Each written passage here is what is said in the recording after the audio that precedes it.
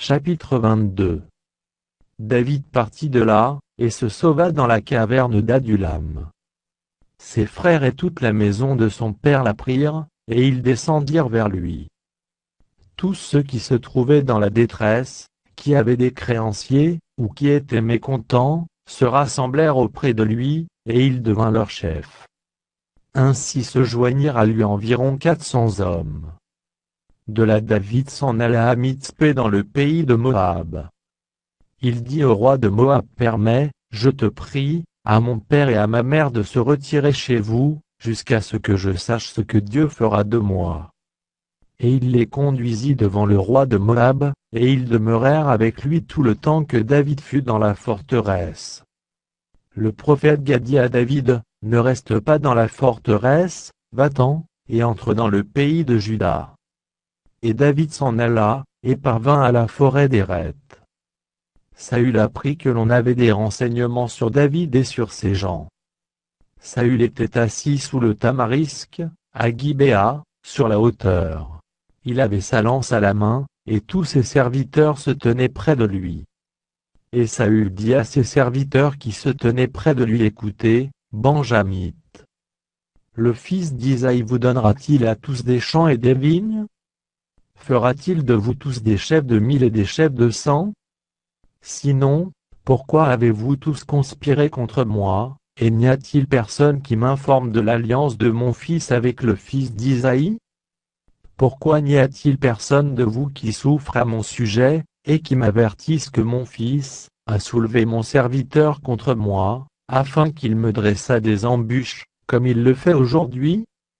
Doeg, l'Édomite, qui se trouvait aussi parmi les serviteurs de Saül, répondit: J'ai vu le fils d'Isaïe venir à Nob, auprès d'Achimélec, fils d'Achitub.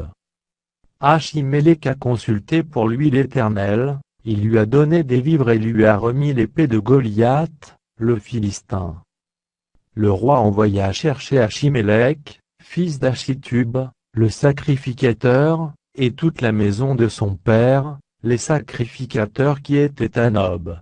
Ils se rendirent tous vers le roi. Saül dit: Écoute, fils d'Achitub.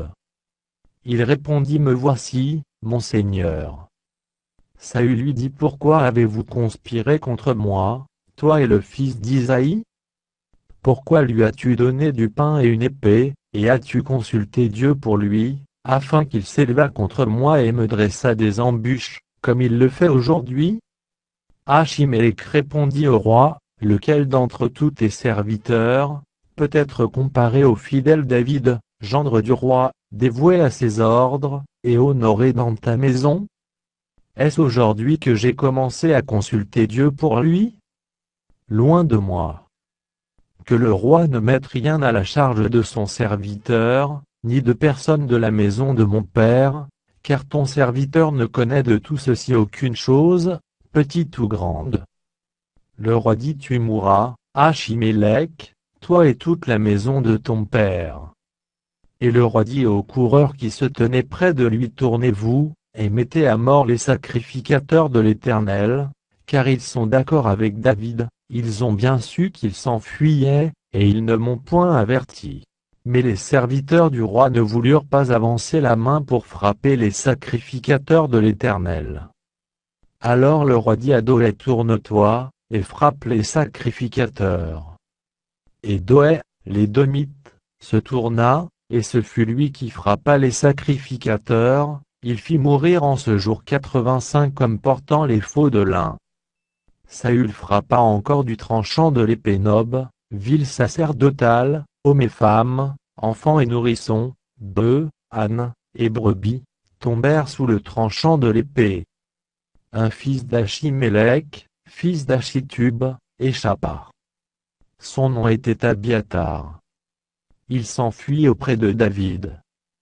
Et lui rapporta que Saül avait tué les sacrificateurs de l'Éternel.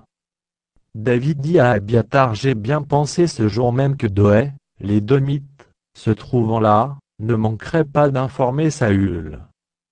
C'est moi qui suis cause de la mort de toutes les personnes de la maison de ton père. Reste avec moi, ne crains rien, car celui qui cherche ma vie cherche la tienne, Près de moi tu seras bien gardé.